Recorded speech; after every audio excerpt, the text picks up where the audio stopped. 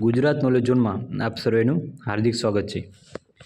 તો મિત્રો, આજે આપણે કરંટ અફેર જે જૂન મહિનાનું કરંટ અફેર છે, તો આપણે એના ટોપિક જે ચર્ચિત મુદ્દા હોય આપણે તે જાણશું। અને આપણે હવે ટ્રાય કરીશું કે હેન્ડ રિટન એટલે કે હાથે લખેલું કરંટ અફેર અને દર વીકલી કરંટ અફેર મૂકવાનો પૂરેપૂરો પ્રયત્ન કરીશું। અને કઈ રીતે પરીક્ષામાં પ્રશ્નો પૂછાય તેના વિશે પણ માહિતી મેળવીશું।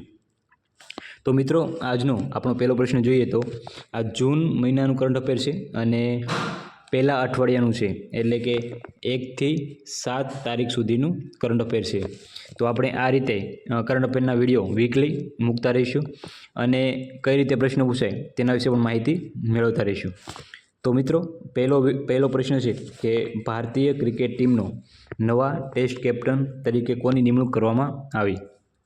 તો મિત્રો, આન્સર છે શુભમન ગિલ।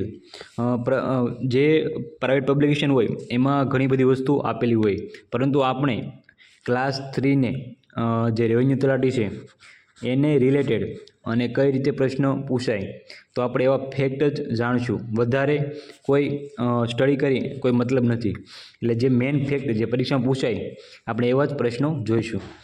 તો ભારતીય ક્રિકેટ ટીમનો નવા ટેસ્ટ કેપ્ટન તરીકે શુભમન ગિલની નિમણૂક કરવામાં આવી। ત્યારબાદ બીજો પ્રશ્ન જોઈએ તો ભારત અને મંગોલિયા વચ્ચે જે લશ્કરી કવાયત યોજાઈ તેનું નામ શું છે? તો ભારત અને મંગોલિયા વચ્ચે લશ્કરી કવાયત યોજાઈ તેનું નામ છે નોમેડિક એલિફન્ટ। આ સિવાય ત્રીજો પ્રશ્ન જોઈએ તો વિશ્વ આરોગ્ય સભા યોજાણી જેમાં ફેક્ટ તરીકે કયા પ્રશ્નો પૂછાઈ શકે પરીક્ષામાં? તો 78મી વિશ્વ આરોગ્ય સભા ભરાણી અને જે સ્વિટ્ઝરલેન્ડના જીનીવામાં યોજાઈ હતી। તો પરીક્ષામાં આ બંને વસ્તુ ઇમ્પોર્ટન્ટ પૂછી શકે। અને એક બીજું છે કે થીમ પરીક્ષામાં પૂછાતી હોય છે, તો એની થીમ હતી વન વર્લ્ડ ફોર હેલ્થ। તો આ થીમ પણ તમારે યાદ રાખવાની છે। આ 3 ફેક્ટ જે લખેલા છે તે પૂછવાની પૂરેપૂરી શક્યતા રહી। જો આ મુદ્દામાંથી કોઈ પણ પેપર સેટર પરીક્ષા પેપર MCQ પૂછે તો વિશ્વ આરોગ્ય સભા 78મી આવૃત્તિ અને 78મી વિશ્વ આરોગ્ય સભા ભરાણી ક્યાં ભરાણી?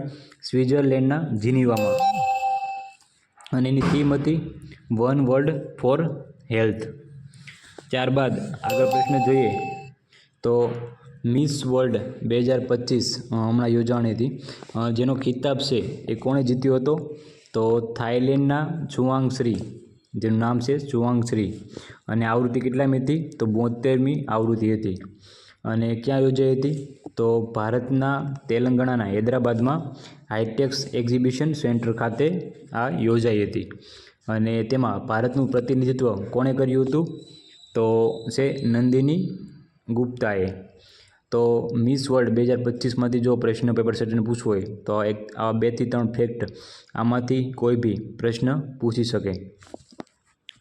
5મો પ્રશ્ન જોઈએ તો ધ્રુવા પહેલ।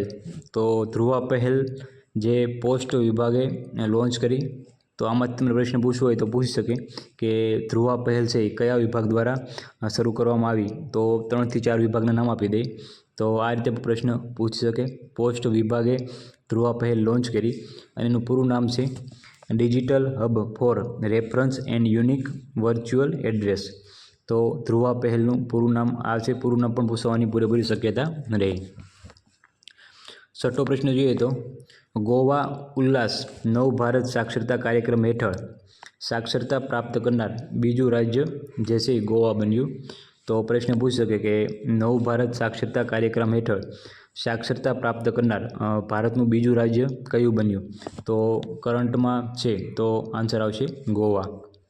7મો પ્રશ્ન જોઈએ તો નાગરિક સંરક્ષણ મોક ડ્રીલ જે યોજાણી હતી તેનું નામ શું હતું? તો આન્સર આવશે ઓપરેશન શિલ્ડ।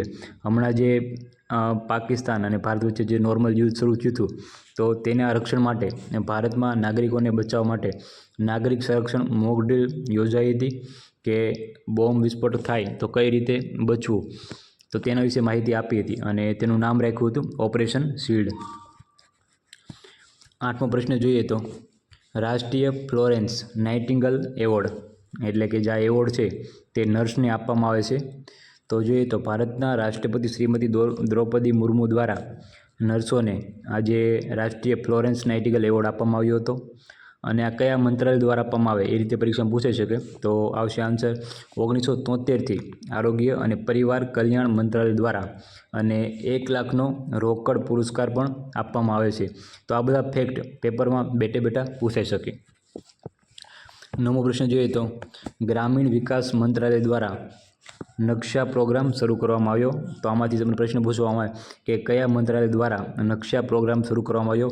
તો ગ્રામીણ વિકાસ મંત્રાલય. ત્યારબાદ નકશા પ્રોગ્રામ શરૂ કરવામાં આવ્યો તેનો ઉદ્દેશ શું છે અને નકશાનું ફૂલ ફોર્મ શું થાય એ બી પ્રશ્ન પૂછાઈ શકે. અને કયા પ્રોગ્રામ હેઠળ આ વસ્તુ શરૂ કરવામાં આવી તે બી પૂછાઈ શકે. તો નકશા પ્રોગ્રામ છે એનું ફૂલ ફોર્મ થાય national geospatial knowledge base land survey of urban habitations. તો નકશાનું ફૂલ ફોર્મ થાય છે અને એનો ઉદ્દેશ છે ભૂ અવકાશીય તકનિકનો ઉપયોગ કરી જમીન સર્વેક્ષણમાં સુધારો. અને કયા પ્રોગ્રામ હેઠળ શરૂ કરવામાં આવ્યો? તો આન્સર આવશે digital India land records modernization program હેઠળ શરૂ કરાયો. તો નકશા પ્રોગ્રામ વિશે આ માહિતી પૂછાઈ શકે. 10મો પ્રશ્ન જોઈએ તો IPL 2025 રમાઈ હતી તો તેમાં કોણ વિન થયું હતું? તો RCB એટલે કે રોયલ ચેલેન્જર્સ બેંગ્લોર જે વિન થયું હતું. તો આપણે એટલી જ માહિતી યાદ રાખવાની છે ખાલી. કેટલામી આવૃત્તિ હતી? તો 18મી આવૃત્તિ હતી. અને સામેવાળી ટીમ હતી કોણ હતી? તો પંજાબ કિંગ્સ એટલે કિંગ્સ 11 પંજાબ જેને હરાવીને RCB વિન થયું હતું. 11મો પ્રશ્ન જોઈએ તો ગુજરાતના નળ સરોવરમાં સબાઇન ગુલ પક્ષી જોવા મળ્યું હતું. જો આમાં પ્રશ્ન પૂછવામાં આવે તો કયો પ્રશ્ન પૂછવામાં આવે કે તાજેતરમાં ગુજરાતના નળ સરોવરમાં જે એક એન્ટાર્કટિક પક્ષી જોવા મળ્યું તે કયું, તેનું નામ શું હતું? તો હશે સબાઇન ગુલ.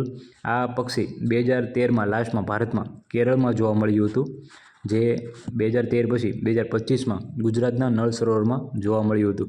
અને ગુજરાતમાં જોવા મળ્યું એટલે પેપર પરીક્ષામાં પણ ઇમ્પોર્ટન્ટ થઈ જાય.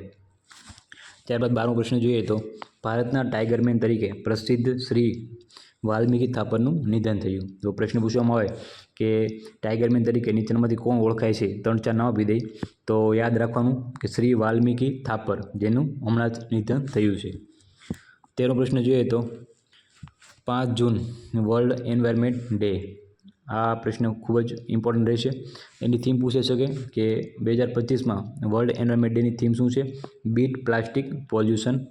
1973માં સૌપ્રથમ પર્યાવરણ દિવસની ઉજવણી કરવામાં આવી હતી. અને 2025ની જે ઉજવણીનો યજમાન દેશ છે એ દક્ષિણ કોરિયાના જેન્જુ પ્રાંત ખાતે ઉજવણી થઈ હતી. તો આમાંથી ફેક્ટ તમને પૂછી શકે, એની થીમ પૂછી શકે અને 2025માં કયા દેશે ઉજવણી કરી હતી? તો દક્ષિણ કોરિયાનું જેન્જુ પ્રાંત ખાતે. ત્યારબાદ 14મો પ્રશ્ન જોઈએ તો ભારત જેન ભારતનું પ્રથમ AI આધારિત multi modal large language model છે જે 22 ભારતીય ભાષાઓ જાણે છે. તો આ પણ એક ઇમ્પોર્ટન્ટ પ્રશ્ન છે ટેકનોલોજીના દૃષ્ટિએ. તો તમને પ્રશ્ન પૂછવામાં આવે કે ભારતનું પ્રથમ AI આધારિત multi modal large language model કયું છે? 4 ઓપ્શન આપી દઈએ તો આપણે યાદ રાખવાનું છે ભારત જેન કરીને જે મોડલ છે તે multi modal large language model છે. 15મો પ્રશ્ન જોઈએ તો નવી રામસર સાઇટ બનાવવામાં આવી હમણાં, જે 89 રામસર સાઇટ હતી ભારતમાં, જેમાંથી 2 વધી એટલે કે મેનાર અને ખીચન નામની રામસર સાઇટ 2 બની, તો ટોટલ 91 થઈ. અને તે કયા રાજ્યમાં આવેલી છે? તો રાજસ્થાન રાજ્યમાં આવેલી છે. તો એ પણ તમારે યાદ રાખવાનું. 16મો પ્રશ્ન જોઈએ તો ભારત ઇંગ્લેન્ડ વચ્ચેની ટેસ્ટ શ્રેણીનું નવું નામ. તાજેતરમાં ભારત અને ઇંગ્લેન્ડ વચ્ચે જે ટેસ્ટ શ્રેણી રમાઈ તો તેનું નવું નામ રાખવામાં આવ્યું હતું એન્ડરસન તેંડુલકર ટ્રોફી. આ ટ્રોફી દરેક જે મહાનુભાવો જે હોય કે જે સારા રન બનાવ્યા હોય, સારા વિકેટ લીધી હોય, જેનું માન સન્માન વધારે હોય, તો તેની યાદમાં આ ટેસ્ટ શ્રેણીનું નવું નામ રાખવામાં આવે છે. તો દર વખતે અલગ અલગ નામ હોય છે. તો આ વખતે જે 2025માં ટેસ્ટ રમાણી તેનું નામ છે એન્ડરસન તેંડુલકર ટ્રોફી. ત્યારબાદ 17મો પ્રશ્ન જોઈએ તો તમિલનાડુના ધનુષકોડી ખાતે ગ્રેટર ફ્લેમિંગો અભયારણ્યની સ્થાપના થઈ. તો તમિલનાડુમાં પ્રશ્ન પૂછે કે ગ્રેટર ફ્લેમિંગો અભયારણ્યની સ્થાપના ક્યાં થઈ? તો આપણે યાદ રાખવાનું તમિલનાડુના ધનુષકોડી ખાતે. તો મિત્રો આ રીતે પ્રશ્ન કઈ રીતે પૂછે એની પણ માહિતી જોઈ. અને આ 17 પ્રશ્નો ખૂબ જ ઇમ્પોર્ટન્ટ છે. અને 1 થી 7નું આપણે કરંટ અફેર જોયું.